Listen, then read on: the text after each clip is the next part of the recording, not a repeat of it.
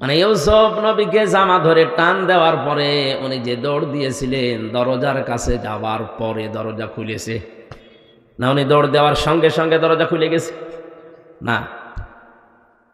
তাফসীরে খাসেন মুফাসসির লিখেছেন, উনি যখন জুলাইখা টান দিয়েছে পেছন দিক থেকে, আল্লাহ পাক ফেরেশতা জিবরাইলকে সামনে এনে একটা চিঠি ধরেছিলেন। চিঠিটার ভেতরে লেখা ছিল, আমি তোমার মালিক বলছি তুমি কিন্তু জেনা করতে পারো না। ওয়ালাকাদ হাম্মাত বিহি ওয়া হাম্মা বিহা, আল্লাহ পাক বলেন জুলাইখা যেভাবে রাজি হয়ে গিয়েছিল জেনা করার জন্য, ইউসুফ নবীও কিন্তু ঝুঁকে পড়েছিলেন। ঠিক আছে অর্থ? না না, আপনি আলেন হুজুর তো কিছু বলেন না, আপনার দোষ না, আপনি তো লাইনের লোক। তো এই যে হুজুর বসে আছে এত বড় পাগড়ি মাথায় দিয়ে, ঠিক আছে অর্থ? না না, অর্থ ঠিক না। ওয়ালাকাদ হাম্মাত বিহি ওয়া হাম্মা বিহা, বাংলা অর্থ কিন্তু এইটাই দাঁড়ায়, জুলাইখা যেমন সব কাপড় চোপড় খুলে রাজি হয়েছে জেনা করার জন্য, ইউসুফ নবীও কিন্তু রাজি ছিলেন। কারণ মানুষের ভেতরে একটা চাহিদা আছে, উনিও তো মানুষ না ফেরেশতা? এই হিসাবে বাংলা অর্থ যদি করি আমার ঈমান থাকবে? নবীর উপর একটা তহমত চলে যাচ্ছে। আল্লাহ পাক পরের শব্দে জানিয়েছেন, লাউলা আর বুরহানা রব্বি, যদি তার রব তাকে কিছু বুরহান দলিল প্রমাণ না দেখাতেন। তাফসীরে অনেকগুলো নাম এসেছে, তার ভেতরে একটাই আল্লাহ পাক ফেরেশতা জিবরাইলকে একটা চিঠি দিয়ে সামনে দাঁড় করিয়েছিলেন। ফেরেশতা এসে বলে, দেখো এদিকে তাকাও। তোমার মন ওদিকে ঝুঁকে গেছে, কারণ যেমন তেমন মহিলা না, কিসের পরিমণি আর কিসের ঐশ্বরিয়া। এটা বিশ্ব সুন্দরী ছিল ওই সময়। আমি হাদিসে পড়েছি, তামাম দুনিয়ায় 4 জন মহিলাকে আল্লাহ সব চাইতে বেশি সৌন্দর্য দান করেছিলেন, তার ভেতরে জুলাইখা 3 নম্বরে।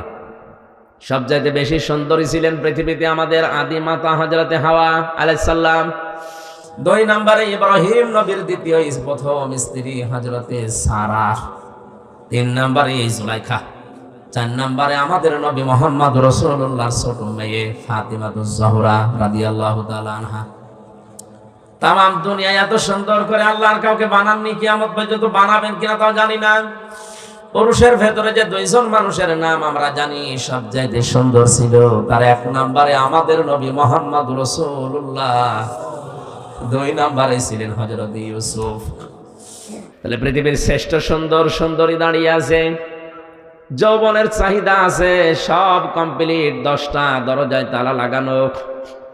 ইউসুফ নবী কিন্তু এই দৃশ্যটা দেখে সব কাপড় চোপড় খুলে যখন জুলাইখা দাঁড়িয়ে আছে তিনি ঝুঁকে পড়েছিলেন। আল্লাহ প্রথমবার এইটাই দিয়েছে, ওয়ালাকাদ হাম্মাত বিহি ওয়া হাম্মা বিহা। একটা বিহি দেওয়া আছে আর একটা বিহা দেওয়া আছে, একটা পুরুষ একটা মহিলা। মানুষ হিসাবে 2 জনেরই চাহিদা ছিল, কিন্তু ইউসুফ নবীকে আল্লাহ দলিল দেখিয়েছেন, এই জন্য তিনি সব কিছু বাদ দিয়ে দৌড় দিলেন। দরজার কাছে যখন যাচ্ছিলেন, মুফাসসির লিখেছেন ইউসুফ নবী ওই সময়ও কিন্তু ধারণা করে না যে দরজা খুলতে পারে, কারণ তিনি জানতেন যখনই আসেছি দরজাগুলো তালা লাগিয়েছে, 1টা 2টা না 10টা দরজায় তালা লাগানো। উনি আল্লাহর উপরে ভরসা করে গিয়েছেন, একেবারে দরজার কাছে যে দেখে না দরজা খোলে না। আল্লাহ পাক এইটাই জানিয়েছেন, আল্লাযীনা জাহাদু ফিনা লানাহদিয়ান্নাহুম সুবুলানা। এখানে কিন্তু সাবিল দেয়নি, আল্লাহ সুবুল দিয়েছেন। কোন মানুষ যদি আল্লাহর পথে চেষ্টা করে চলার জন্য সিদ্ধান্ত নিয়ে, মহান আল্লাহ তাকে হেদায়েতের রাস্তা দেখাতে হাজারো দরজা খুলে দেন। আপনি শুধু দাঁড়িয়ে যাবেন। ঈমানের উপরে এই কঠিন পরিস্থিতিতে, যৌবনের চরম মুহূর্তে, এত বড় পদস্খলন যেখানে হওয়ার কথা, টিকেছিলেন। আল্লাহ এইটা লক্ষ্য করেছিলেন যে এত কঠিন জায়গায় টিকে থাকা অত সহজ না, কারণ বানিয়েছে কে? ভেতরের অবস্থা জানে কে? এরপরে ইউসুফ নবী যে পরীক্ষায় পাশ করে দরজা পর্যন্ত এসেছে, আল্লাহ পাক বলেন এবার আমার কুদরত আমি দেখালাম। দরজার কাছে এসে উনি কয়েক সেকেন্ড দাঁড়িয়েও ছিলেন, পেছনের দিকে তাকিয়ে দেখে যে মহিলা পেছন থেকে টান দিয়েছিল, জামা ছিঁড়ে তার হাতে এক টুকরা চলে গেছে, ধরতে পারে নাই। ইউসুফ নবী পেছনে ঘুরে সামনে ঘুরে দেখলেন দরজা খুলে গেছে। আপনি যদি টিকে থাকতে পারেন, সর্বশেষ যে জায়গায় আপনার রাস্তা শেষ, ওখান থেকে আমার আল্লাহর রহমত শুরু হয়। ইন্নাল্লাযীনা ক্বালু রাব্বুনাল্লাহু সুম্মা ইসতাকামু তাতানাজ্জালু আলাইহিমুল মালাঈকা। আল্লাহ পাক বলেন, কোন মানুষ যখন বলে আল্লাহ তুমি আমার রব, এই কথা বলার পরে টিকে থাকতে পারে, দৃঢ় হতে পারে, সিদ্ধান্ত নিয়ে অটল থাকতে পারবে, পৃথিবী একদিকে কিন্তু আমার রব একদিকে, এই মনে করে যারা ঈমানের উপরে থাকতে পারে, তাতানাজ্জালু আলাইহিমুল মালাঈকা, তাদের বিপদে আপদে আমি আল্লাহ ফেরেশতা নাযিল করে সাহায্য করি। দিনাজপুরবাসী কোরআনের এই আয়াতের দিকে তাকান। তাতানাজ্জালু এটা মোসারে, বর্তমান ভবিষ্যৎ, প্রেজেন্ট ফিউচার। মালাকুন এক বচন, মালাইকা বহু বচন। আল্লাহ কেন এই শব্দগুলো আয়াতের ভেতরে দিলেন? কিয়ামত পর্যন্ত যারা সত্যি আল্লাহকে রব বলে কঠিন পরিস্থিতিতেও টিকে থাকতে পারবে, আপনি নিরপেক্ষ দৃষ্টিতে শোনেন, আল্লাহর কসম এ কোরআনে কারীম আমার সামনে, আমি নিজে এই বাস্তবতা দেখে এসেছি। আল্লাহ যে ফেরেশতা নাযিল করে তাদেরকে সাহায্য করে, ফেরেশতা এসে কি বলে? আল্লাহ তাখাফু ওয়া লা তাহজানু, কোনো ভয় নেই, কোনো চিন্তা নেই। কিসের ভয়, কিসের চিন্তা? হয়তো ওই লোকটা ওই সময় মারা যাওয়ার মুহূর্তে চিন্তা করতে পারে, আল্লাহ যে কঠিন জায়গায় আমি আছি, কঠিন পরিস্থিতিতে আছি, এই জায়গায় থাকা অবস্থায় যদি আমি মারা যাই, তাহলে আমার সন্তানের কি হবে, আমার স্ত্রীর কি হবে, আমার যে সম্পদের পাহাড় আছে, আমার বিভিন্ন ব্যবসা প্রতিষ্ঠান আছে, এগুলোর কি হবে, কে দেখবে? আল্লাহ পাক যেন কানে কানে ফেরেশতাদেরকে দিয়ে বলায়, বল তোর কোনো চিন্তা নেই, তুই চলে যা, তোর ওগুলো আল্লাহ দেখবে। এটা বলার কথা কারণও আছে। জেলখানাতে থাকার সময় এক কয়েদি, এক কারারক্ষী এসে বলছে, হুজুর একজনের ফাঁসি হওয়ার কথা, রাত 10টা 1 মিনিটে ফাঁসি। ওনারে মাগরিবের পরে বললাম, স্যার আপনার ফাঁসি হবে, আপনি প্রস্তুতি নেন। উনি বলছে, কারারক্ষী ভাই আর কয় ঘন্টা আছে? বলে এখনো 3 ঘন্টা। উনি বলে, দেখো 3টা ঘন্টা সময় নষ্ট করা দরকার নেই, আমি 2 ঘন্টা ঘুমালাম, তুমি আমার ডেকে দিও। দিনাজপুরবাসী আমরা আছি কোন জগতে? তারাও তো এই জগতেরই মানুষ। মাত্র 3 ঘন্টা পরে যার ফাঁসি, সেই লোকটা বলছে 2 ঘন্টা পরে আমার ডেকে দিও, আমি এখন ঘুমিয়ে গেলাম, অথচ তার ছেলে ঘুম হয়ে আছে। বাংলাদেশে 10 জন যদি ম্যাগনেট থাকে, তার ভেতরে সে একজন। লক্ষ লক্ষ মানুষের কর্মসংস্থান তৈরি করেছে যে লোকটা, মাত্র আর 1টা ঘন্টা বাকি আছে, ওর ঘুম আসলো কি করে? কারারক্ষী আমারে কেঁদে কেঁদে এই কথাই বলছিল। ওর বাড়ি মানিকগঞ্জে, তোরা বালি না কি নাম যেন। বলছে, হুজুর এই দৃশ্য দেখে দেখলাম ঠিক লোকটা ঘুমিয়ে গেল, 2 ঘন্টা পরে ডেকে দিলাম। উনি উঠে গোসল করে ওযু করে এশার নামাজ পড়ে, নফল নামাজ পড়ে আমারে বলছে, এবার চলেন। নতুন জামা কাপড় পরেছে, মনে হচ্ছে শ্বশুর বাড়ি যাবে। আল্লাহ পাক বলেন ফেরেশতাদের দিয়ে ওর কানের কাছে বলি, তোর কোনো চিন্তা নেই, তোর ছেলে গুম হয়েছে তাতে কি, তোর স্ত্রী আছে, তোর বিভিন্ন ব্যবসা প্রতিষ্ঠান আছে, সব আল্লাহ নিজের কুদরত দিয়ে দেখবে। আমি বিশ্বাসও করেছি, কারণ ওই অবস্থা না হলে কোনোদিন একটা মানুষ এই মুহূর্তে ফাঁসির দড়ির দিকে যাওয়ার কথা না, এমনকি 2টা ঘন্টা ওর ঘুম আসার কথা না। জেলখানায় সবচাইতে বেশি লাগে আমি জানি এই 3টা বছরে ঘুমের বড়ি, কারণ ঘুম আসতে চায় না। 24 ঘন্টা তো কোনো কাজ কাম নেই, শুধু বসে থাকা। লোকটার কাছে যদি আল্লাহর এরকম কিছু না আসতো, বলেন আপনার বিবেক দিয়ে ওর ঘুম আসার কথা? আয়াতের পরবর্তীতে আল্লাহ বলেন, আবশিরু বিল জান্নাতিল্লাতী কুনতুম তুআদুন, জান্নাতের সুসংবাদ গ্রহণ করো, যার ওয়াদা আল্লাহ তোমাদের সাথে করেছে। দিনাজপুরবাসী আমি যেটা বোঝানোর জন্য এ পর্যন্ত এসেছিলাম, হযরত ইউসুফ নবী কিন্তু চেষ্টা করার পরে আল্লাহর রহমত তিনি পেয়েছেন। কথা বলেন ঠিক কিনা? আর যে মানুষগুলোর নাম দেখলাম, আলেমগুলোর নাম এখানে লেখা আছে, আলেমদের ইবাদত বন্দেগী ওই পর্যায়ে যাই না, এই জন্য আল্লাহর কিছু আমরা দেখতেও পাই না। 3 নম্বরে আলেম বলা হয় তাদেরকে যে মানুষগুলো আল্লাহর নিষিদ্ধ কাজ থেকে সুযোগ থাকার পরেও বিরত থাকে। এটা আজ অনেক সাধারণ মানুষ না, আলেমদের ভেতরে এটা আমাদের নেই। সুযোগ না পেয়েই ছাড়ে না, সুযোগ পেলে তো আল্লাহর রাস্তায় চালায় না, এটা আলেমের বৈশিষ্ট্য না। আর সুযোগ আছে সব ওকে, পরিবেশ কিন্তু না, আপনি যাবেন না, এইটাই তো আলেম। এদেরকে বলা হয় হক্কানি আলেম, যারা কোরআন নিয়ে গবেষণা করে, আল্লাহর ইবাদতে মনোনিবেশ করে, আল্লাহর নিষিদ্ধ কাজ সুযোগ থাকার পরও ছেড়ে দেয়। এই 3টা গুণ যাদের আছে এরা কি? আরো জোরে বলেন। এরা সাধারণভাবে আলেম, কিন্তু হক্কানি আলেম না। হক্কানি আলেম বলা হয় তাদেরকে যাদের 3টা জায়গায় পাওয়া যায়। ইমাম ইবনে তাইমিয়া এর পরে লিখেছেন, আজ বাংলাদেশের 48,000 দরবার থেকে আওয়াজ আসে যে আমার দরবার হক দরবার, এইটাই হক্কানি দরবার। আরে হক্কানি দরবার হতে হলে, হক্কানি আলেম দাবি করলে আপনাকে 3টা জায়গায় পাওয়া যাবে। ইমাম ইবনে তাইমিয়া বলেন হক্কানি আলেমদেরকে আপনি যদি দেখতে চান তাহলে কবরে যান, মাটির নিচে পাবেন। কথা বলেন না কেন? ইমাম আবু হানিফা কি ছিলেন? হক্কানি আলেম। কি ছিলেন? জেলখানায় 8 বছর জেলে থাকার পরে তাকে বিষ দিয়ে মেরে ফেলেছে। ইমাম মালিক রহমতুল্লাহ আলাইহি 42 দিন রিমান্ডে ছিলেন। তার এই হাত বাহু থেকে ডিসকানেক্ট হয়ে গিয়েছিল, যে পেছনে বেঁধে রাখে হ্যান্ডকাপ দিয়ে। আমিও প্রায় 11 ঘন্টা পেছনে হ্যান্ডকাপ দিয়ে চোখ বেঁধে মাথায় দড়ি দিয়ে টাঙিয়ে রেখেছিল 11 ঘন্টা। দুপুর 2টা থেকে শুরু করে রাত 11টা পর্যন্ত নামাজও ওই শুধু ইশারায়। কোন জায়গায় যেন নিয়ে গেল কিছুই জানি না। মাঝে মাঝে আওয়াজ আসে খাড়া হন, একটু খাড়া হয়ে আছে, কারণ মাটিতে আমার পা নেই। বলেন তো আমি আর যাই হয়ে দেশে একজন পরিচিত মানুষ কিনা? কথা বলেন না কেন? আমার নামের আগে অন্তত ভাঙ্গাচোরা একটা আলেম লেখা আছে কিনা? আপনি নিজেও জানেন যে কারণে নিয়ে আসলাম, এই কারণের সাথে কিছুই নেই। কোন কারণে আপনি পেছনে হ্যান্ডকাপ দিয়ে, তা ওটা লাগলে আবার হাত কেটে যায়। মাজায় দড়ি দিয়ে মনে হচ্ছে কুকুর শ্রীগাল গরুর গলায় দড়ি দিয়ে নিয়ে যাচ্ছে। আল্লাহ এই দৃশ্য দেখে না, কারণ উনি এখন অন্ধ। হ্যাঁ, 3 নম্বরে আলেম আমরা জানি মুসাদ্দেদ আল-ফেসানি রহমতুল্লাহ আলাইহি। আমি যত হক্কানি আলেমের জীবনী পড়েছি অধিকাংশ দেখবেন এখন মাটির নিচে।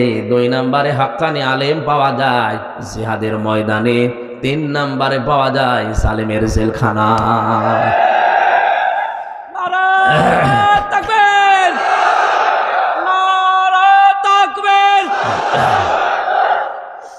আমরা হক্কানি আলেম খোঁজার জন্য বিভিন্ন দরবারে যাই, গাছতলায় যাই, আস্তানায় যাই। কে বলেছে একটা অন্যায় দেখে যে লোকটা প্রতিবাদ না করে চুপ করে থাকে, নবীজির ভাষায় ওই লোকটা বোবা শয়তান।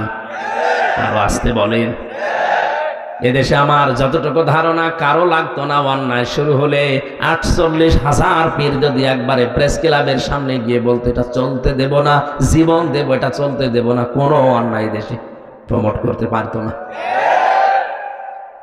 এত বেশি বেশি খাবার খায়, শুধু ভড়ি ভড়ি ছাড়া কিছুই পাওয়া যাচ্ছে না।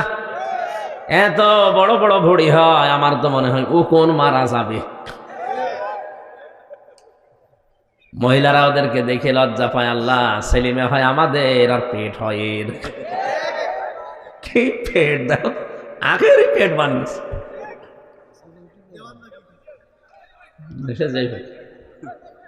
এই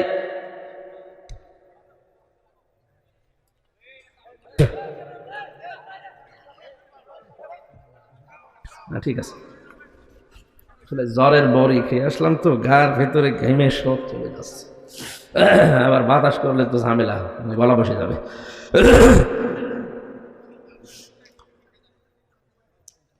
কোরআন নাজিল হওয়ার পর দিন থেকে আজকের এই দিন পর্যন্ত যত মানুষ কোরআন শুনেছে, শুনবে, এই শ্রোতা আল্লাহর ভাষায় 3 প্রকার। কয় প্রকার? এখানে যারা বসে আছেন আপনি মেলান তো কোন প্রকারে আছেন? আল্লাহ পাক বলেন পয়লা নম্বরে শ্রোতা কোরআনের তারা হবে ওয়াকালাল্লাযীনা কাফারু লা তাসমাউ লিহাযাল কুরআনি ওয়ালগাউ ফীহি লাআল্লাকুম তাগলিবুন।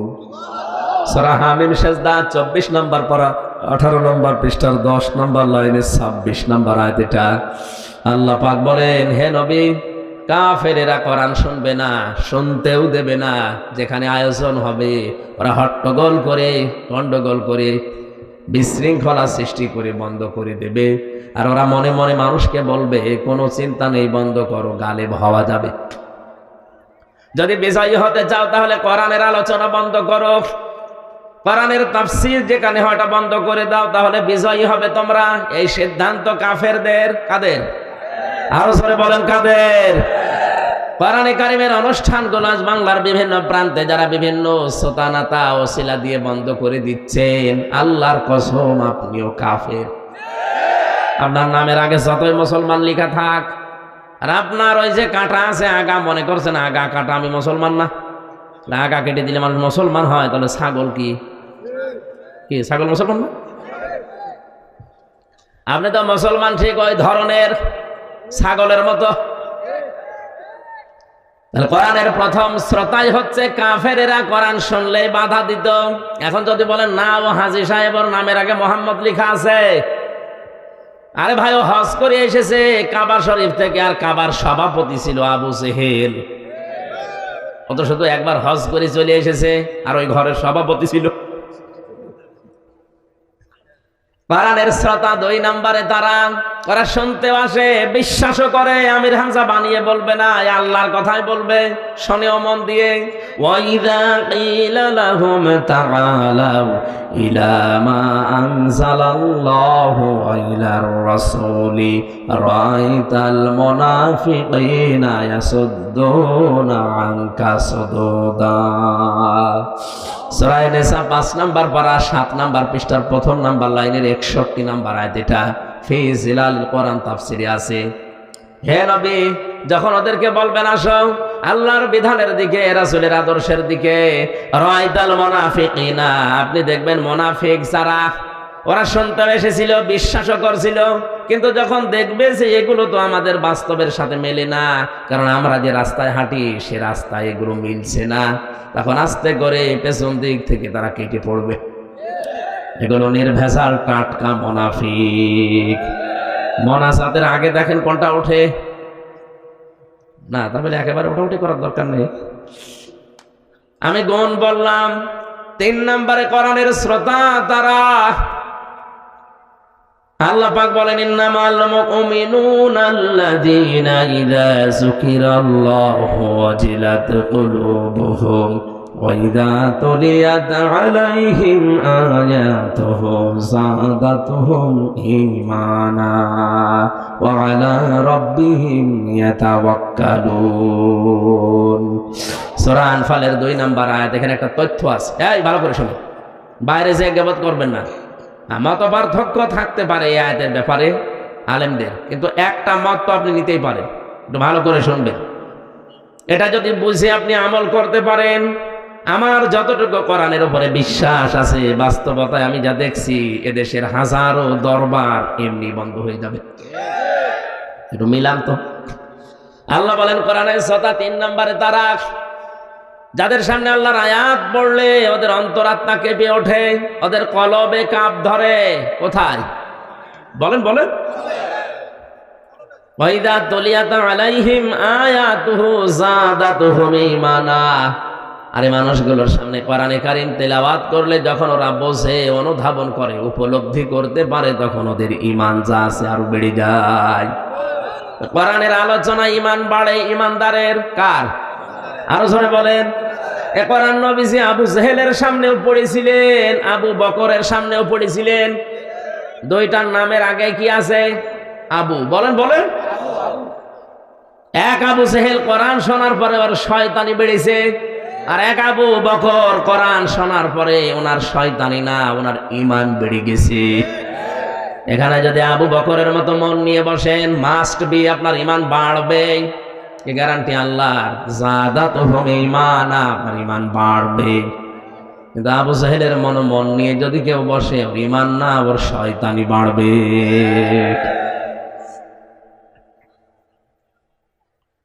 আমরা জানি পৃথিবীতে যদি কাউকে জিনে ধরে, ভূতে ধরে, পরিতে ধরে, আমরা দেখি তাকে সূরা নাস ফালাক আয়াতুল কুরসি পড়ে ফু দিলে চলে যায়। অথচ যে মানুষ কোরআনের দিকে তাকায় না, ওকে আমার আল্লাহ শয়তান বলে ঘোষণা দিয়েছেন। ওমা ইয়াশু আন যিকরির রহমানি নুকাইয়িদ লাহু শাইতানান ফাহুয়া লাহু করিন। সূরা যুখরুফের ভেতরে আছে 25 পারার 11 পৃষ্ঠার প্রথম লাইনে আছে, আল্লাহ পাক বলেন আমার কোরআন থেকে যে লোকটা মুখ ফিরিয়ে নেয়, আমি আল্লাহ ওর পেছনে একটা শয়তান নিযুক্ত করে দেই। ও আর শয়তান তখন পার্থক্য থাকে না, দুইটাই এক হয়ে যায়। একটু খেয়াল করেন, শয়তান আল্লাহর বিধান লঙ্ঘন করেছে একটা, কয়টা বলেন না কেন? কিন্তু আল্লাহর বিধানের বাইরে নতুন করে কোনো আইন বা বিধান ও বানায়নি। আল্লাহ বলেছিলেন সেজদা দে, দেয়নি, এতটুকুই। কথা বলেন না কেন? ওকে আল্লাহর আইনের বিরুদ্ধে নতুন করে কোনো আইন বানিয়েছে? বলেন না। ওর দোষ ছিল একটা, যে মানে নাই আল্লাহর একটা বিধান। এই জন্য আল্লাহকে মারদুদ, শয়তান, রাজিম, কত কিছু বলে জান্নাত থেকে দূর করে দিয়েছে। দুইটা জিনিস থেকেও বঞ্চিত, কোনোদিনও ক্ষমা পাবে না, কোনোদিন জান্নাত পাবে না। ওই একটা বিধান শুধু মানে নাই, নতুন করে কোনো কিছু ওই বিধানের বাইরে তৈরি করতে যাবে, করে নাই।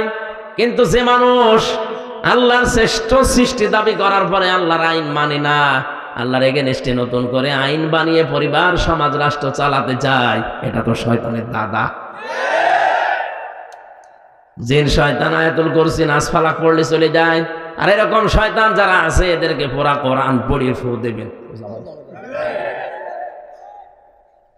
সুতরাং আল্লাহর আইনের বিরুদ্ধে যারা আইন বানাচ্ছেন, আল্লাহর কোরআনের এগেনস্টে যারা নতুন নতুন নিয়ম নীতি বানিয়ে দুনিয়ার মানুষকে শান্তি দিতে চান, শান্তি আপনি দিতে পারবেন না, আর অশান্তির দাবানল চলবে। এর একটা প্রমাণ এই শরীফ থেকে শরীফা। আপনি হয়তো টের পাচ্ছেন না কোথায় যাচ্ছে এটা। সকালবেলা একটা লোক বললো আমি শরীফ, বিকালে বলছে না আমার শরীফা মনে হচ্ছে। হ্যাঁ, আপনার মনে হোক, এ পর্যন্ত থাকলেও তো ছিল। এটা যদি রাষ্ট্রীয়ভাবে আপনি কায়েম করে ফেলতে পারেন, সংসদে, হাইকোর্টে যদি এটা পাশ হয়ে যায়, কি হবে বুঝতে পারছেন? ও বিকাল বেলা বলবে আমি তো শরীফা, আমার এই মহিলা হোস্টেলে সিট দেন। কি কথা বলবেন? দেওয়া লাগবে। আপনি যদি বলেন না দেব না, আপনার এগেনস্টে মামলা হবে। এখন যে মহিলা হোস্টেলে আপনার মেয়ে আছে, আপনার বোন আছে, আপনার ফুফু আছে, ও যতই শরীফা দাবি করুক না কেন, মাল তো শরীফ, মাল শরীফ না। ওরা যদি ওখানে থাকতে দেন, ও ঠিক থাকবে? একজন প্রশ্ন করছে, হুজুর যুবক যুবতী এক জায়গায় থাকা জায়েজ আছে কিনা? জায়েজ আছে, কিন্তু থাকবেন কি করে? আপনি তো থাকবেন না, থাকবে? যুবক যুবতী এক জায়গায় ঘুমানো জায়েজ আছে কিনা ফতোয়া দেন। ফতোয়া দেব কি? আপনি কি ঘুমাবেন? আপনি ঘুমাবেন? আপনি শরীফ থেকে শরীফা হয়ে মহিলা হোস্টেলে সিট নিয়ে আপনি ঘুমাবেন? পরবর্তী প্রজন্ম যা আসবে সব জারজ আসবে। সূক্ষ্ম ষড়যন্ত্র করে আমাদেরকে লূত আলাইহিস সালামের জামানার ওই জাতির মতো বানাতে অনেকে চেষ্টা চালাচ্ছে। এই সমকামিতারও বলছে না এটা হিজরা। কে বলেছে হিজরা? হিজরা এটা শারীরিক সমস্যা। আর এই সমকামিতা যারা প্রমোট করছেন, এটা কিন্তু আপনার মানসিক সমস্যা। মানসিক বিকৃতি করে ফেলেছেন আপনি। আল্লাহর বিধানের বাইরে নতুন করে বিধান চালু করতে চাচ্ছেন, তার সৃষ্টিকে আপনি পাল্টিয়ে দিতে চাচ্ছেন। অনেকে আজ বিভিন্ন জায়গায় দেখা যাচ্ছে ডাক্তার দিয়ে, অনেক মেয়ে পর্যন্ত সার্জারি করে নিজের শরীরের গঠন পাল্টিয়ে, কোন কায়দায় যেন লজ্জা স্থান পাল্টিয়ে ওরা ছেলে হওয়ার চেষ্টায় পারবেন না। কিয়ামতের আগে এটা সম্ভব না। কেন সম্ভব না বলেন তো? সূরা আলে ইমরানের 6 নম্বর আয়াতে আল্লাহ দলিল দিচ্ছেন, ওয়াল্লাযী ইউসাব্বিরুকুম ফিল আরহামি কাইফা ইয়াশা লা ইলাহা ইল্লা হুয়াল আজিজুল হাকীম। আধুনিক যে তাফসীর গুলো পাওয়া যায় দেখবেন ওখানে আছে, তিনি সে আল্লাহ যিনি মায়ের রেহেমের ভেতরে তোমাদের আকৃতি তৈরি করেন। তাহলে আকৃতি বানানো, এই গঠন বানানোর দায়িত্ব কার? আরো জোরে বলেন কার? কোরআনে কারীম প্রমাণ দিচ্ছে, ফালিয়ানজুরিল ইনসানু মিম্মা খুলিক খুলিকা মিম্মা দাফিক ইয়াখরুজু মিন বাইনিস সুলবি ওয়াত তারাইব। সূরা তারিকের ভেতরে আছে, আল্লাহ পাক বলেন মানুষকে নজর করে দেখে না যে কি জিনিস দিয়ে তারে বানালাম। বাবার স্ফলিঙ্গ দিয়ে দ্রুত গতিতে বের হয়ে যাওয়া এক ফোঁটা নাপাক পানি দিয়ে ওর জন্মের উৎস। এটা শরীর থেকে বের হলে শরীর নাপাক হয়ে যায়, গোসল ফরজ হয়ে যায়। পৃথিবীর কোন মার্কেটে দোকানে যার 4 আনাও দাম নেই আছে? কেউ ফিরি দিলেও নেবে? বলে না কেন? এটা বের হওয়ার সঙ্গে সঙ্গে মায়ের রেহেমের ভেতরে যখন যায়, বিজ্ঞান এখন প্রমাণ করছে এক একটা ফোঁটার ভেতরে কম পক্ষে 40,000 মানুষ বানানোর ক্ষমতা আছে। বাবার স্ফলিঙ্গ থেকে মায়ের রেহেম পর্যন্ত যেতেছে, জরায়ুর সাথে ধাক্কা লেগে দেওয়ালের সাথে তাল লেগে অনেকে পুড়ি মারা যায়। ওই রেহেম পর্যন্ত পৌঁছাতে পারে হয়তো 1টা 2টা 5টা 7টা 13টা পর্যন্ত বাচ্চা এই দুনিয়ায় ক্যালিফোর্নিয়া একজনের হয়েছে। আমি যেহেতু একজন, তাহলে আমি ওই 40 লাখের ভেতরে মাত্র একজন। কথা বলেন, আল্লাহ দয়া করে ওই জায়গা থেকে আমারে পৌঁছিয়ে দিলেন। বিজ্ঞান এখন দেখতে পাচ্ছে গবেষণা করে, এই বীর্যটা যাবার পরে বাবার এই নাপাক বীর্য দিয়ে আল্লাহ 4টা জিনিস তৈরি করে, চুল, রগ, হাড় আর পর্দা। কয়টা? বলেন বলেন। মায়ের রেহেমের ভেতরে যে নাপাক পানির থলি আছে, এইটা দিয়ে আল্লাহ আরো 4টা জিনিস বানায়, রক্ত, গোশত, চর্বি আর চামড়া। 4 8টা জিনিস যখন এক হয়, আল্লাহ পাক বলেন আমার বান্দা আর বান্দি বানাতে আমি আল্লাহ 5টা জিনিস আমার রব নামের খাতিরে দান করি। وَجَعَلَ لَكُمُ السَّمْعَ وَالْأَبْصَارَ وَالْأَفْئِدَةَ إلى آخر আয়াত। সূরা নাহাল 14 নম্বর পারার 14 নম্বর পৃষ্ঠার 14 নম্বর লাইনের 78 নম্বর আয়াতের মাঝে আছে, আমি আল্লাহ শ্রবণ শক্তি, দর্শন শক্তি, বাক শক্তি, আকেল শক্তি আর ঘ্রাণ শক্তি, এই 5টা আমার রব নামের কারণে দান করি। দিনাজপুর বসে মগজ যদি থাকে মাথায়, চিন্তা করেন আল্লাহ যদি ওই সময় একটাও কম দিত, আপনি হতেন কিন্তু অপূর্ণাঙ্গ। দর্শন শক্তি যদি আল্লাহ না দিত, আপনি কানা হয়ে দুনিয়ায় আসতেন। কথা বলেন না কেন? অনেক কানা দুনিয়ায় আসে না? আপনি যদি কানা হতেন তখন বুঝতেন কি ঠেলা। কুমিল্লা একবার খাবার খাচ্ছিলাম, পাশে দেখে এক অন্ধ, বিদ্যুৎ চলে গেল, আমরা হাউমাউ করছি, কোথায়? তাড়াতাড়ি জেনারেটর চালু করেন। কারেন্ট কোথায় গেল? আলো নেই। মাত্র 2 মিনিটের ভেতর ওনাদের জেনারেটরও নষ্ট, আলোর ব্যবস্থা করতে পারে নাই। অন্ধ আমার হাত চেপে ধরে বলছে, হুজুর মাত্র 2 মিনিট কারেন্ট চলে গেছে, আপনি চিল্লাচ্ছে, অথচ আজ 42 বছর আমার জীবনে কারেন্ট নেই।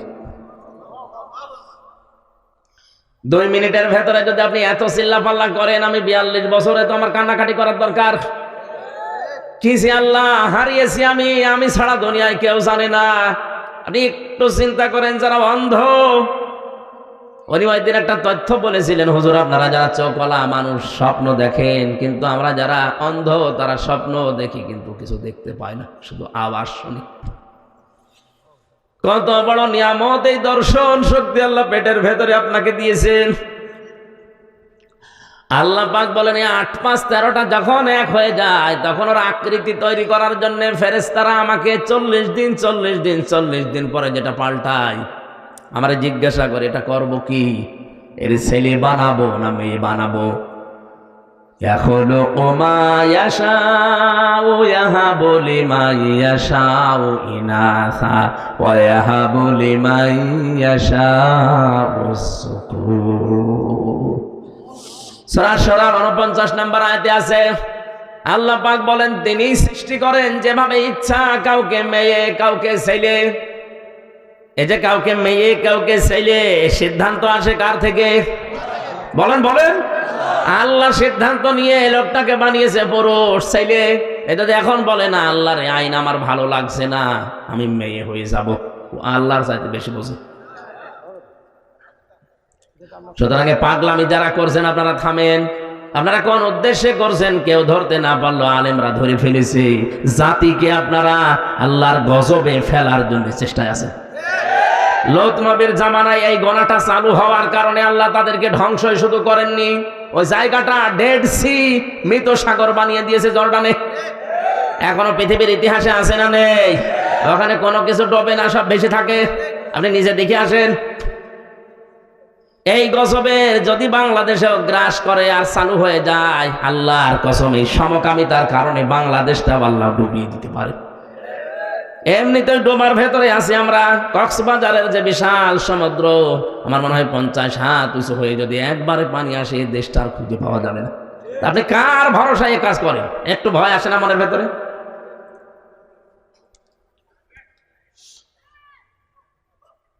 আমার ভাইরা, কোরআনে কারীম থেকে তাফসীর আকারে যে কথাগুলো বলার জন্য আপনারা লিখে দিয়েছেন তাফসীরুল কোরআন মাহফিল, আমি 2 জায়গা থেকে 2 রকম আয়াত পড়েছি। রহমানের বান্দা কারা দুনিয়াতে তাদের 12টা গুণ অর্জন করা লাগে, আর বিশ্বনবী মুহাম্মদুর রাসূলুল্লাহকে আল্লাহ সতর্ককারী হিসাবে কি করতে পাঠালেন। এই যে মাস চলছে শাবান মাস, এই মাসেও কিছু সতর্কীকরণ আছে, কিছু কাজ আছে। আমরা অনেকেই মনে করি সবে বরাত মানে এই শাবান মাস না। এখানে প্রায় 5টা শিক্ষা আমাদের দেওয়ার জন্য শাবান মাস বছরে বছরে আসে। আজ আমার 33 বছর বয়স, প্রতি বছরে মাসটা কিন্তু আমার জীবন থেকে চলে যায়, একটা শিক্ষাও আমরা নিতে পারি না। হ্যাঁ নিয়েছি, শুধু খাওয়া। কথা বলেন কেন? এ দেশের যত ইবাদত বন্দেগী আমরা দেখতে পাচ্ছি অধিকাংশগুলোই খাওয়া ভিত্তিক।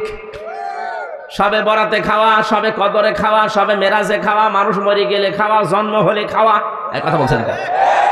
খাওয়া ছাড়া কোন ইবাদত আছে আপনি দেখান? নেই।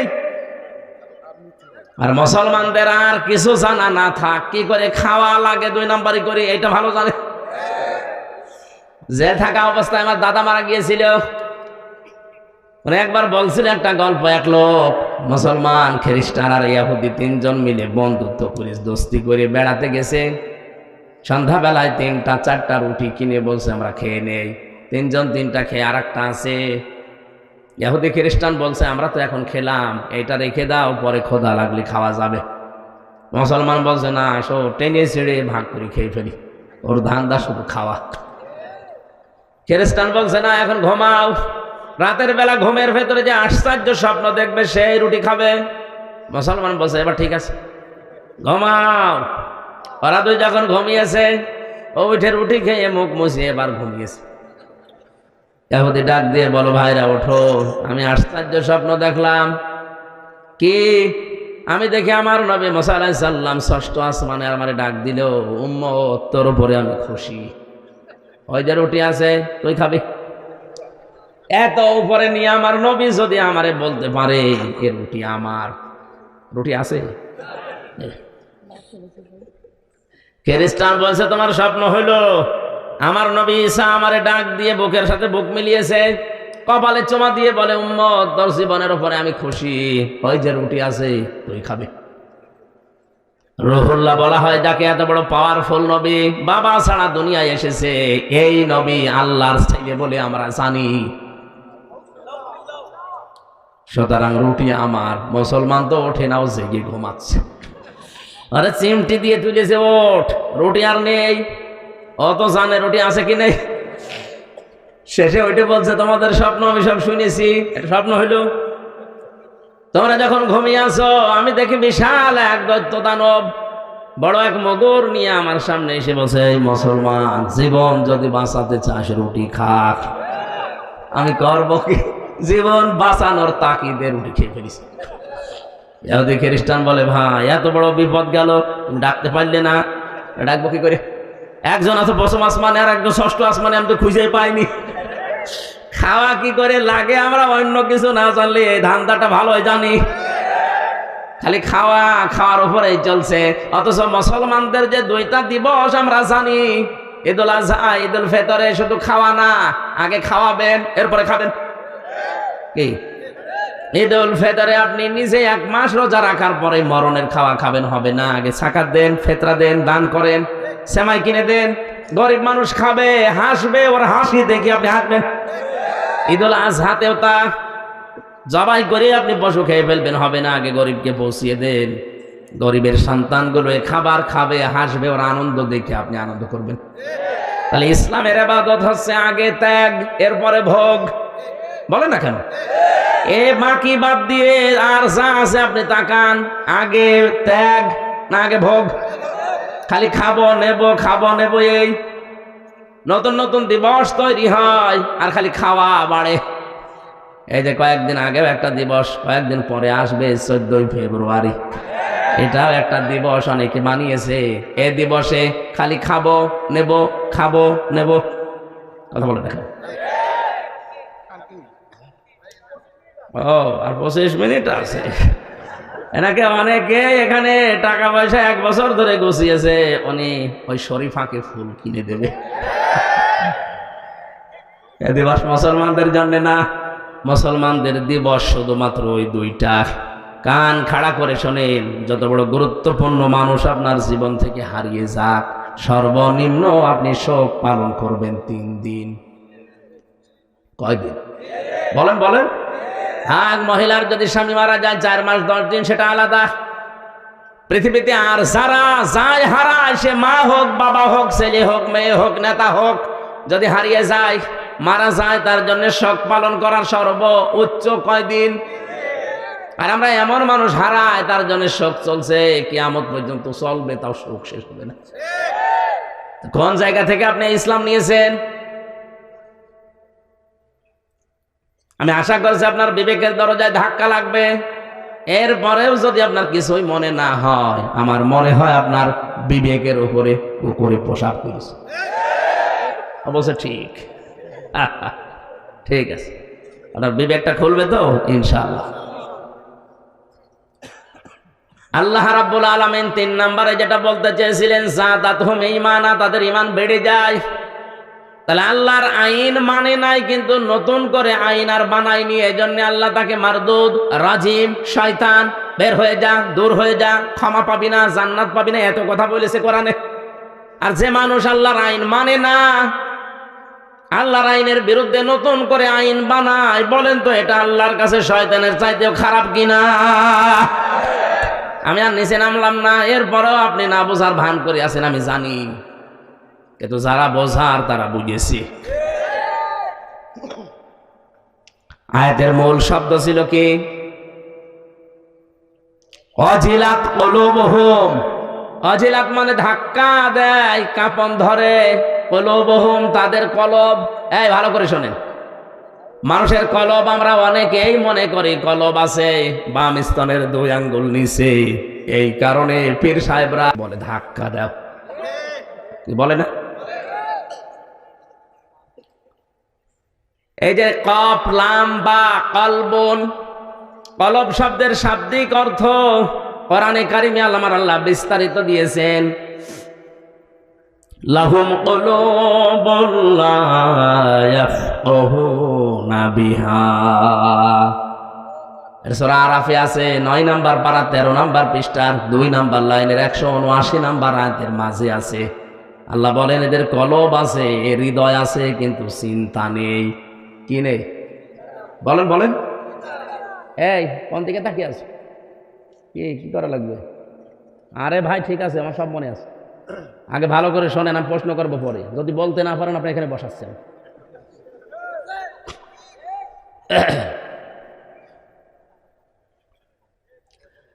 খেয়াল করে শোনেন, অনেক বেদাত এই দেশ থেকে বিদায় হবে আয়াতটা বুঝলে।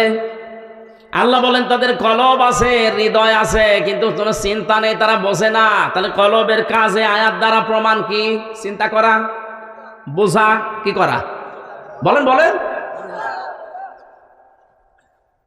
আমরা যেটা বলেছি বাম স্তনের 2 আঙ্গুল নিচে এটা আছে, এখানে যদি আপনি ধাক্কা দেন তাহলে পরিষ্কার হবে, আপনি ভালো হয়ে যাবেন। হাদিস বলা হয় এখানকার দলিল দিয়ে, আলা ইন্না ফিল জাসাদি মুদগাতুন ইদা সালুহাত সালুহাল জাসাদু ওয়া ইদা ফাসাদাত ফাসাদাল জাসাদু আলা ওয়াহিয়াল কলব। নবীজি বলেন সাবধান, জেনে রাখো প্রতিটি মানুষের শরীরের ভেতরে একটা গোশতের টুকরা আছে। আমি আলেমদেরকে বলছি আলা ইন্না ফিল জাসাদি, নবীজি কিন্তু আলা ইন্না ফিল সদরি দেয়নি, দিয়েছে যে বুকের ভেতরে, আলা ইন্না ফি সিররি মাথার ভেতরে। কোন জায়গার নাম নবীজি নির্ধারিত করেননি, বলেছে এই মানব শরীরের ভেতরে। মাথা কি শরীরের অংশ না? বুকটা শরীরের অংশ না? কথা বলেন। আমার 3.5 হাত বডি শরীরের অংশ, তাহলে এর ভেতরে কোন জায়গায় আছে যে গোশতের টুকরাটা ভালো হলে মানুষ ভালো হয়ে যায়, খারাপ হলে মানুষ খারাপ হয়ে যায়। আলা জেনে রাখো ওয়াহিয়াল কলব, ওই গোশতের টুকরার নাম হচ্ছে কলব। নাম কি? তাহলে নবীর হাদিস থেকে, আল্লাহর আয়াত থেকে কি বোঝা গেল? এটা আমার কোন জায়গায় আছে নবীজি নির্ধারিত করে বলেন না যে মাথায় আছে, বুকে আছে, পেটে আছে, না এটা বলেননি। আপনি হাদিসের ব্যাখ্যা পড়েন, পাবেন না। উনি বলেছে শরীরের ভেতরে। এখন যে শব্দটা নবীজি দিলেন আলা ইন্না ফিল জাসাদি মুদগাতুন, কি দিয়েছেন? মুদগা কাকে বলা হয়? বিজ্ঞান এখন কম্পিউটার দিয়ে দেখিয়ে দিচ্ছে যে মুদগা তৈরি হতে 3টা জিনিস লাগে। কয়টা? মানুষের এই যে রেহেমের ভেতরে যে 40 দিনে পাল্টায়, এটার নাম প্রথমে হয় আলাক, জমাট বাঁধা রক্ত, ঝুলন্ত যোগ, মাটির নির্যাস। বাকি 40 দিনে যেটা হয়ে যায় তার নাম মুদগা। কি? মুদগা হওয়ার জন্য শর্ত 3টা। 1 নম্বরে ওর ভেতরে রক্ত থাকা লাগবে, 2 নম্বরে ওর ভেতরে চর্বি থাকা লাগবে, 3 নম্বরে রাবারের উপরে দাঁত দিয়ে কামড় দিলে যেভাবে দোড়া কাটা ভাগ বসে যায়, ওর ভেতরে এরকম দাগ দেখা যাবে। আমি এখানে সভাপতি সেক্রেটারি যারা আছে, মুরব্বী মানুষ, এমনি মরে যাবে, তারপরও বলছি আপনারা যদি মাথা ফাটিয়ে এই জায়গায় কলয় যে মগজটা বের করে নিয়ে আসি, আর বাম স্তনের এই জায়গা থেকে যদি কেটে গোস্তটা নিয়ে আসি, আপনাদের কাছে আমার প্রশ্ন, এবার বলেন তো কম্পিউটারের সাথে, নবীর হাদিসের সাথে, কোরআনের আয়াতের সাথে মিলছে কোনটা? আপনি মগজের ভেতরে দেখবেন দোড়া কাটা ভাব আছে, ওর ভেতরে রক্ত আছে, ওর ভেতরে চর্বি আছে। কথা বলছেন না? শুধু এইটাই না, মাথার ভেতরে 36টা জিনিস দেওয়া আছে। এর সামনে যেটা ফ্রন্টাল লব, অক্সিপিটাল লব, কম্পিউটার থাকলে আপনার এখানে আমি একেবারে হাতে কলমে দেখিয়ে বুঝিয়ে দিতে পারতাম। আপনি তারপরেও দেখবেন মানব দেহের এই যে বিভিন্ন জায়গায় যে জয়েন্টগুলো আছে, মাথারে মগজ নিয়ে সব নিচে দেখতে পারবেন। কলবের কাজ চিন্তা করা। আল্লাহর নবীর ভাষায়ও এটা যদি খারাপ হয়ে যায় মানুষ খারাপ হয়। এবার আপনার বিবেক দিয়ে বলেন, মানুষ কি চিন্তা করে বুক দিয়ে না মাথা দিয়ে? বলেন। সবগুলোই তো মিলছে এই জায়গায়। হ্যাঁ, যদিও আলেমদের মতভেদ আছে এটা নিয়ে, কিন্তু মিলছে তো আমি দেখছি এই জায়গায়। তা আপনি যে বললেন বাম স্তনের 2 আঙ্গুল নিচে ধাক্কা মারো ওটা পরিষ্কার হবে, জিনিস তো ওখানে নেই, বুক ব্যথা হবে। আর আমার মনে হয় বাম স্তনের 2 আঙ্গুল নিচে যে গোস্তের টুকরা, ওইটা পরিষ্কার হলে মানুষ ভালো হয় না। মানুষ ভালো হয় যখন এইটা পরিষ্কার হয়। আজ এইটা পরিষ্কার নেই, এই জন্য ঘুষ খায়। এইটা পরিষ্কার নেই, এই জন্য জেনা করে। এইটা পরিষ্কার নেই, এই জন্য আল্লাহর বিরুদ্ধে আইন বানায়। এটা পরিষ্কার থাকলে জীবনে কাজ করতে পারতো না। কোরআনের সূরা 3 নম্বরের দ্বারা যারা কলব ধাক্কা দেয়, জালজালা পয়দা হয়, শরীরের পশমগুলো খাড়া হয়ে যায়। ওয়াইদা সামিউ মা উনজিলা ইলার রাসূলি তারা আয়ুনাহুম তাফিদু মিনাদ দামি মিম্মা আরাফু মিনাল হক ইয়াকুলুনা রাব্বানা আমান্না ফাকতুবনা মা'আশ শাহিদিন। সূরা মায়েদা 7 নম্বর আর 1 নম্বর পৃষ্ঠা 1 নম্বর লাইনের 83 নম্বর আয়াত এটা। হে নবী, আপনি যখন কোরআন শোনাবেন মানুষদেরকে, যারা আপনার বক্তব্য বুঝতে পারবে, উপলব্ধি করবে, দেখবেন ওদের চোখ দিয়ে পানি পড়ছে। কোরআনের আলোচনায় সবার চোখে পানি আসে না, আমরা তো বুঝি না, পানি আসবে কি করে? কোরআনের শ্রোতাদের বৈশিষ্ট্য 3 নাম্বার এটা, ওয়ালা রাব্বিহিম ইয়াতাওয়াক্কালুন। কোরআন শুনে বুঝে উপলব্ধি করে বাড়ি যাওয়ার সময় সিদ্ধান্ত নেয়, জীবন চলে গেলেও আল্লাহর উপরে ভরসা আমি শেষ করব না। জোরে বলেন সুবহানাল্লাহ। তাহলে আমরা কোরআনের 1 নাম্বার শ্রোতা হতে চাই না, 2 নাম্বারও না, 3 নাম্বারটা হতে চাই। কথা বলেন। এই কোরআন থেকে আমরা তেলাওয়াত করলাম সূরা মুদ্দাসসিরের মাত্র 2টা আয়াত। জবান খুলে তাফসীর আকারে শোনার জন্য আল্লাহর কালাম পড়েন। আউযু বিল্লাহি মিনাশ শাইতানির বিসমিল্লাহির রহমানির রহিম। ইয়া আইয়ুহাল মুদ্দাসসির কুম ফাআনযির। এ পর্যন্ত থাক। সূরা মুদ্দাসসির 56টা আয়াত আছে, 2টা রুকু আছে, মাত্র 2টা আয়াত পড়েছি। মক্কায় নাজিল হয়েছে এটা। কোন আয়াত থেকে কেউ যদি কথা শুনতে চায় 5টা বিষয় খেয়াল করা লাগে। তার শুদ্ধ তেলাওয়াত, মাতৃভাষায় অর্থ, ঐতিহাসিক প্রেক্ষাপট, বাস্তব ব্যাখ্যা আর মূল শিক্ষা নিয়ে বাড়ি যাওয়া। কয়টা? তাফসীরে ফি জিলালিল কোরআনের ভূমিকায় 5টা লেখা আছে। যে কোনো আয়াত থেকে কথা তাফসীর শুনতে হলে প্রথমে তেলাওয়াত করবেন শুদ্ধভাবে। আমরা অন্তত যতটুকু চেষ্টা করি পড়েছি। মাতৃভাষায় অর্থ হচ্ছে, হে বস্ত্র আবৃত ব্যক্তি দাঁড়ান, মানুষদেরকে সতর্ক বাণী শোনান। ঐতিহাসিক প্রেক্ষাপটের ভেতরে পেয়েছি বিশ্বনবী সর্বপ্রথম 5টা আয়াত পেয়েছিলেন 40 বছর বয়সে। কয়টা? এখান থেকে একটা শিক্ষা আছে, জ্ঞানী মানুষ যারা আছেন তারা খেয়াল করেন। ফেরেশতা জিবরাইল এসে সর্বপ্রথম তাকে বলেছিলেন ইকরা ইকরা ইকরা। উনি 3 বার বলেছিলেন মা আনা বিকারি, আমি পড়তে পারি না। বলেছিলেন না? বলেন বলেন। কেন বললেন? 3 বার ওনাকে বুকে চাপ দিয়েই বলেছে পড়ো। উনি বলছেন আমি পড়তে পারি না। কেন পড়তে পারেন না? 4র্থবার যখন বললেন ইকরা বিসমি রাব্বিকাল্লাযী খালাক, নবীজি কিন্তু তখন পড়া আরম্ভ করেছিলেন। প্রশ্ন করলেন জিবরাইল, এতক্ষণ পর্যন্ত কেন তুমি এ কথা আমারে বললে না যে পড়া লাগবে কার নামে? তুমি খালি প্রথম থেকে বলছো পড়ো পড়ো। তো কি পড়বো? কার নামে পড়বো? যখনই বললেন রবের নামে পড়ো, আমি পড়া আরম্ভ করেছি। শুধু আরম্ভ করিনি, 5টা আয়াত তোমার সাথে পড়েছি। এখান থেকে উম্মতদেরকে শিক্ষা দিতে চাইলেন, পৃথিবীর উম্মতেরা পড়তে বললেই পড়া যাবে না, পড়া দেখা লাগবে ওটা রবের নামে পড়া হচ্ছে কিনা। আজ আমাদের সিলেবাসগুলোর দিকে তাকান তো, রবের নামে পড়া আছে। আরো যেগুলো ছিল তুলে দিয়ে এমন এমন দৃশ্য যেখানে দিয়ে দিয়েছে, মানে একবারও কি চিন্তা আসে না বিশ্বনবী নবুয়ত পাওয়ার 1ম নাম্বারে শিক্ষা দিলেন উম্মতেরা পড়া পড়লেই হবে না, রবের নামে পড়তে হবে। রবের নামে না পড়লে মানুষ যে শিক্ষিত হয় কিন্তু জানোয়ার হয়, তার প্রমাণ আমি নিজে দেখেছি। এ চোখে দেখলাম একজন ওযু করছে, 5.5 বছর 6 বছরের ছেলে পায়ে পানি ঢেলে দিচ্ছে ছাত্র। ওস্তাদের পায়ে, শিক্ষকের পায়ে ময়লা আছে, এই জন্য ছোট্ট হাত দিয়ে পরিষ্কার করে দিচ্ছে পানি ঢেলে। আমি এইটাও দেখেছি এই চোখে। ভার্সিটিতে ক্লাস চলছে, শিক্ষককে ছাত্র জুতা দিয়ে পিটাচ্ছে যে শালা তোরে মেরেই ফেলবো। শিক্ষক বলছে বাবা তুই আমারে মাফ কর, জীবনে আর ক্লাস নেব না। বলছে না শালা তোরে আমি দায়িত্ব দিলাম, তুই করলি না, তোরে মেরেই ফেলবো। এটাও ছাত্র, ওইটাও ছাত্র। কথা বলেন না কেন? এটা কেবল শুরু করেছে, এ মানুষের মতো মানুষ হচ্ছে কারণে পড়েছে ইকরা বিসমি রাব্বিকাল্লাযী খালাক। ও পড়েছে কার নামে? আরো জোরে। আর ওইটা মাস্টার্স করার পরেও জানোয়ার হয়ে গেছে। কোরআনের শিক্ষা যাদের ভেতরে নেই ওরা যে জানোয়ার, আমি নিজে দেখে এসেছি। আপনি মনে করছেন 33 বছর বয়স আর কি দেখেছেন, কি দেখেছে আপনি টের পাচ্ছেন না।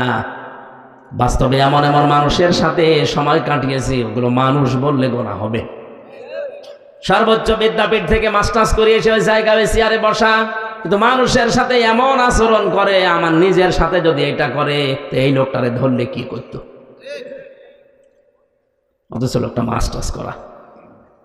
কোরআনের শিক্ষা, রবের শিক্ষা নেই, এজন্য মানুষের পরিবর্তে হয়ে গেছে শিক্ষিত শয়তান। না এটা ওস্তাদকে কেউ জোতা দিয়ে পিটাতে পারে?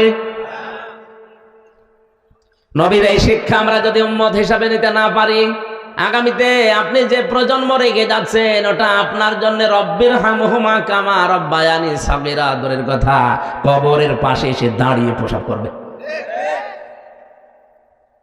এই জন্য রবের নামে শিক্ষা ব্যবস্থা চালু করা দরকার, এটা আমাদের ইমানের দাবি। ৯৬% মুসলমানের দেশে যদি রবের নামে পড়া শুরু না হয়, আমি পড়বো কার নাম নিয়ে? সুতরাং আমাদের শিক্ষা ব্যবস্থায় 1 থেকে মাস্টার্স পর্যন্ত 100 মার্কের কোরআন এবং হাদিস আমরা মাস্ট বিচার। ইন্নাদ-দীনা ইনদাল্লাহিল ইসলাম, বিসমিল্লাহির রহমানির রহিম, ইকরা বিইসমি রাব্বিকাল্লাযী খালাক, এগুলো মনোগ্রামে লিখে দেন। এগুলো বাদ দিয়ে কি লিখেছে ও নিজেও বোঝে না, যাদের বোঝায় তারাও বোঝে না, প্যাক আরম্ভ করেছে।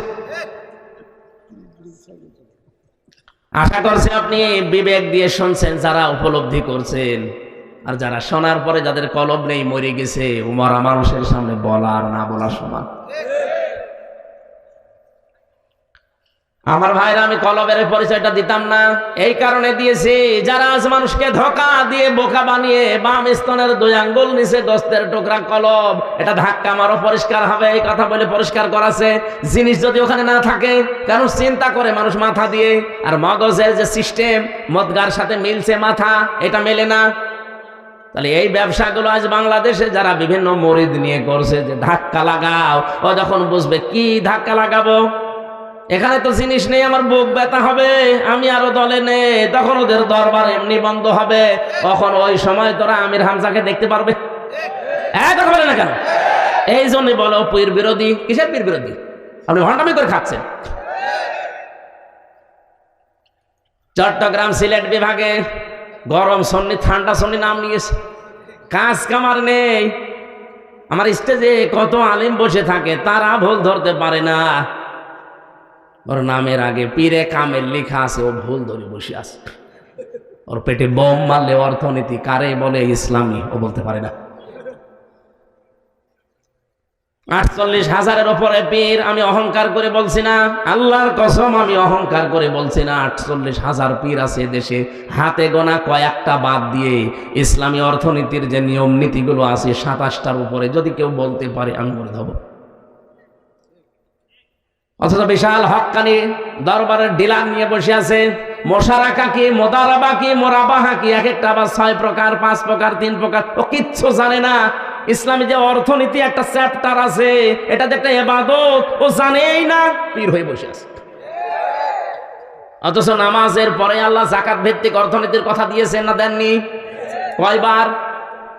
82 বার। কয়বার? আপনার কাছে নামাজের মাসলা মানুষ নিতে আসে মুরিদেরা শিক্ষক হিসাবে। পীর মানে শিক্ষক, পীর মানে কি? তো মুরিদরা আপনার কাছে অর্থনীতি, যাকাত কি, এটা নিতে আসবে না? আপনি তো সিস্টেমই বলছেন না, ব্যাংকিং ব্যবস্থা কি, এটা কিভাবে জবাব দেবেন? আপনি এই জন্য ধোকা দিয়ে বোকা বানিয়ে ওরে বলছে তুই জিকির কর, তোর কলবে ময়লা, হো হো কিছু নেই, আন্দাজে। আল্লাহর এই নামকে যারা পরিবর্ধন করে জিকির করাচ্ছেন, আপনার ডবল শাস্তি হবে। এটা সূরা ফুরকান 19 নম্বর পারার 4 নম্বর পৃষ্ঠার 13 নম্বর লাইনে আছে, ওয়াল্লাযীনা লা ইয়াদউনা মা'আল্লাহি ইলাহান আখার। এই যে মা মানে সঙ্গে, আল্লাহকে ডাকে কিন্তু আল্লাহর পাশাপাশি অন্য কাউকে ডাকে। আজ বিভিন্ন জেলাতে, বিশেষ করে ব্রাহ্মণবাড়িয়া, কুমিল্লার ওই লাইনে আল্লাহকে কিছুক্ষণ ডাকার পরে পরে দেখি মাঝে মাঝে ইয়ালি বাবা, শাহ আলী বাবা, খাজা বাবা, এই কথা বলছেন কেন? এগুলো প্রকাশ্য শিরক এবং কবিরা গুনাহ। আল্লাহ ছাড়া কারো নামে জিকির করা জায়েজ নেই। বলেন না কেন? রাসূলুল্লাহর নামে কোনো জিকির নেই। কেউ যদি বলে ইয়া রাসূলুল্লাহ, ইয়া রাসূলুল্লাহ, ওর গুনাহ হবে। জিকির হিসাবে শুধু আল্লাহর নাম, আর রাসূলের নামে হবে দরুদ। বলেন বলেন, কথা আর পায় না। বলে রাসূলের কোনো মহব্বত নেই, রাসূলকে খাটো করে। তোমার এত মহব্বত, জীবনে কোনোদিন রাজপথে তোমার দেখলাম না। আর রাসূলের মহব্বত না থাকলে 3 বছর আমি অন্ধকারে কাটালাম এই কারাগারে। কি খেলা করার জন্য কাটিয়েছি? যত মহব্বত সব ওর ভেতরে। এই শয়তানদের কোনো কাজ কাম নেই তো কি করবে? মানুষকে ধোঁকা দিয়ে বোকা বানিয়ে উল্টাপাল্টা কথা বলে খালি সময় নষ্ট করে। নবীজি এই শিক্ষা নিয়ে বাড়ি আসার সময় বলেন তো এই তথ্য যদি ফাঁস হয় যে আসলে তো এ ভোকা, এ ভুয়া, এই তিশার এই যে কি নাম জানো মোস্তাক, এর যেমন ভুয়া ভুয়া বলে তাড়া দিয়েছে, এই পীর গুলোকে ভুয়া ভুয়া বলে দরবার ছাড়া করবে। কারণ এখন তো অধিকাংশ মানুষ শিক্ষিত হচ্ছে, ওরা যখন দেখবে কম্পিউটারের মাধ্যমে আর এত মেলছে না, এত সব বানিয়ে বানিয়ে তো ধোকা দিয়ে বোকা বানাচ্ছে, তখন ওদের রাগ, ওরা তো বুঝে ফেলেছে যে হামজা সেই জায়গায় আঘাত করছে, এই জায়গা যদি প্রকাশ হয়ে যায় আমি যে ব্যবসা করে খাচ্ছি ব্যবসা মাঠে মারা যাবে। কথা তোলে অনেকে যে কিয়ামতে এক এক পীর নাকি লক্ষ লক্ষ মরিদ নিয়ে আসবে কিয়ামতে। কে বলেছে? পুরা মিথ্যা কথা। কিয়ামতে প্রতিটি মানুষ আল্লাহর সামনে দাঁড়াবে স্রেফ একা একা।